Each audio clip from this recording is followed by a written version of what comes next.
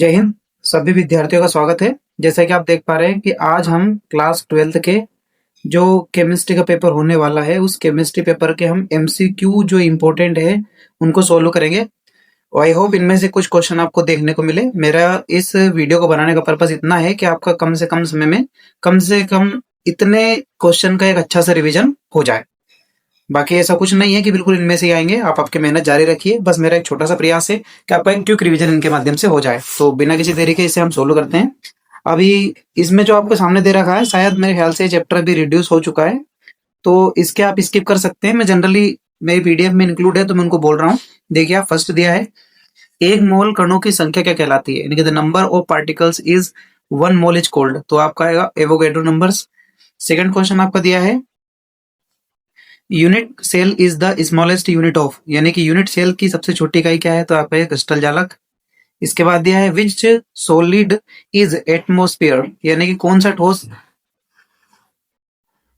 अमोर्फ है, तो इसका आपका आएगा कांच। इसके बाद दे रखा है आपका question number 4 coordination numbers in simple cubic lattice is, सरल घन जालक में समन्वय संख्या क्या है, तो आपकी आएगी 6।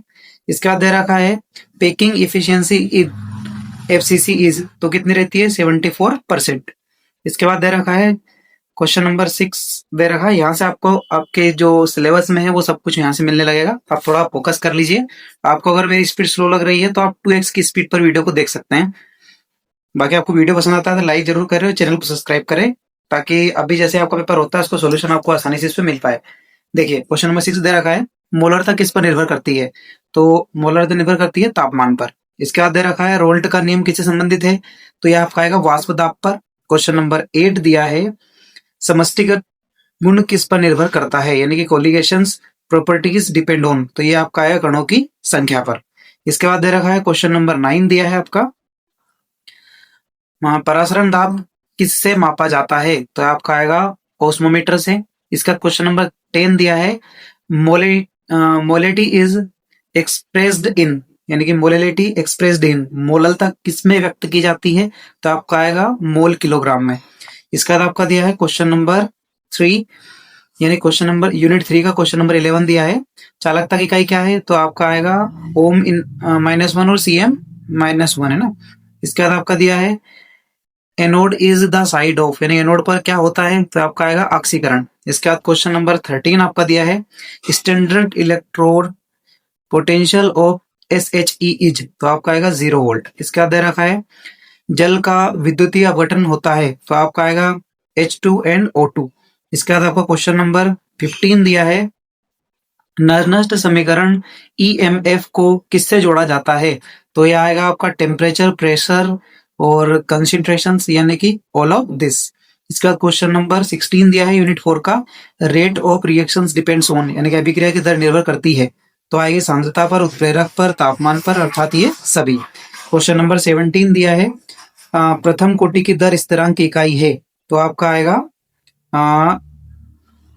इसका आएगा S-1। इसके बाद क्वेश्चन नंबर 18 दिया है प्रथम कोटि अभिक्रिया, यानी कि half life of first order reaction is, प्रथम कोटि की अभिक्रिया का अर्ध आयु क्या होता है, तो आपका आएगा सांद्रता से स्वतंत्र, यानी कि इंडिपेंडेंट ऑफ कंसंट्रेशन। इसके बाद दे रखा है कैटलिस्ट इंक्रीज रेट बाय, यानी कि उत्प्रेरक दर बढ़ाता है, तो ये आपका आएगा बी वाला ऑप्शन, यानी कि संक्रियण ऊर्जा घटाकर, यानी कि लॉवरिंग एक्सुएशन एनर्जी। इसके बाद आपका दे रखा है मोलिकुलरिटी इज डिफाइंड फॉर, यानी कि आणविकता परिभाषित होती है, तो ये आपका आएगा प्राथमिक अभिक्रिया पर। इसके बाद क्वेश्चन नंबर 21 दे रखा है transitions elements are placed in which block, यानी कि संक्रमण तत्व किस ब्लॉक में आते हैं, तो आप कहेंगे डी ब्लॉक में। इसका क्वेश्चन नंबर 22 दे रखा है कौन सा तत्व अधिकतम +7 ऑक्सीकरण अवस्था दिखाता है, तो आपका आएगा मैग्नीज।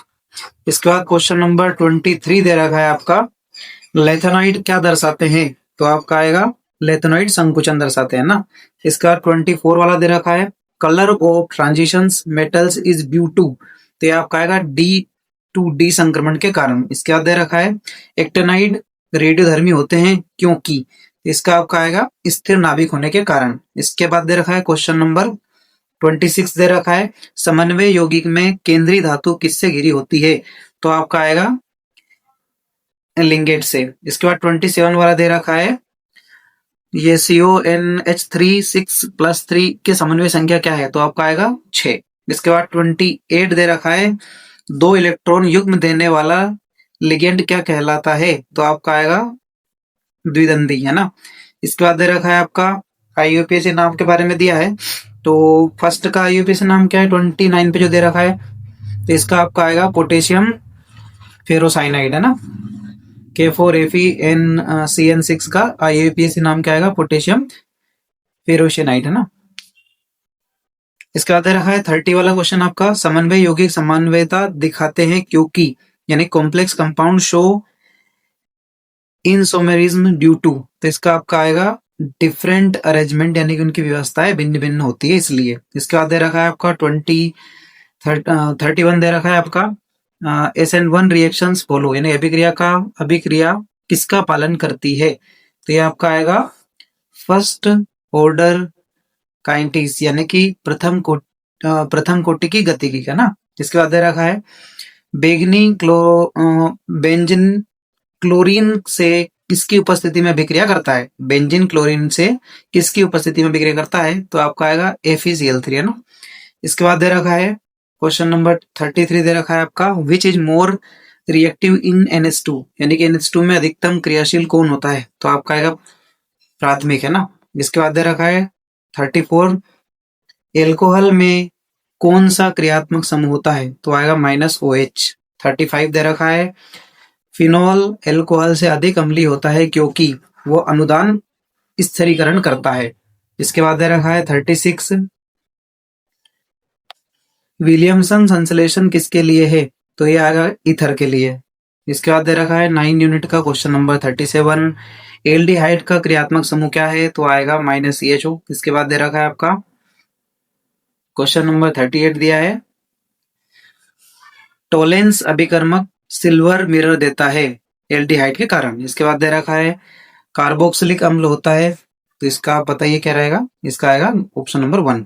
इसके बाद दे रखा है कोटीन एमीन किससे वित्पन्न होता है, तो आएगा अमोनिया से। इसके बाद दे रखा है प्राथमिक एमीन होते हैं, तो आएगा -NH2। इसके बाद दे रखा है ग्लूकोज क्या है, तो इसका आएगा एकल शर्करा। इसके बाद दे रखा है 43 प्रोटीन किससे बने होते हैं, तो आपका आएगा अमीनो अम्ल से। इसके बाद दे रखा है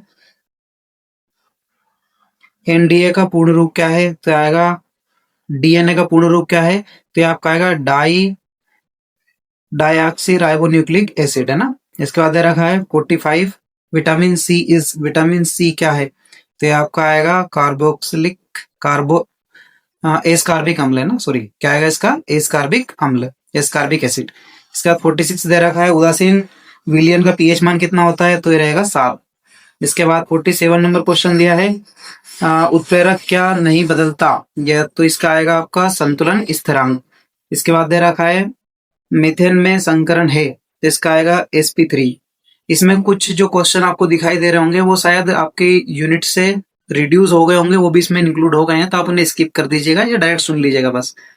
इसके बाद हमारा सेकंड लास्ट दिया है अम्ल व धातु की अभिक्रिया में कौन सी गैस निकलती है, तो आपका आएगा हाइड्रोजन। और लास्ट ऑप्शन आपका दिया है विद्युत रासायनिक सेल परिवर्तन करता है, तो आपका आएगा इसका ऑप्शन ए वाला, यानी कि रासायनिक ऊर्जा को विद्युत ऊर्जा में। आई होप आपने 50 क्वेश्चन आसानी से कंप्लीट कर लिए होंगे और मोस्टली आपके आंसर इसमें बन गए होंगे। अगर बन गए तो आपकी तैयारी अच्छी खासी चल रही होगी, तो चैनल को सब्सक्राइब कर लीजिए ताकि जैसे ही आपका पेपर होता है तो इसका सोल्यूशन आप आसानी से मिला पाए। तैयारी अच्छे से कीजिए, पेपर अच्छे से जाएगा। मिलते हैं अगली वीडियो में। जय हिंद।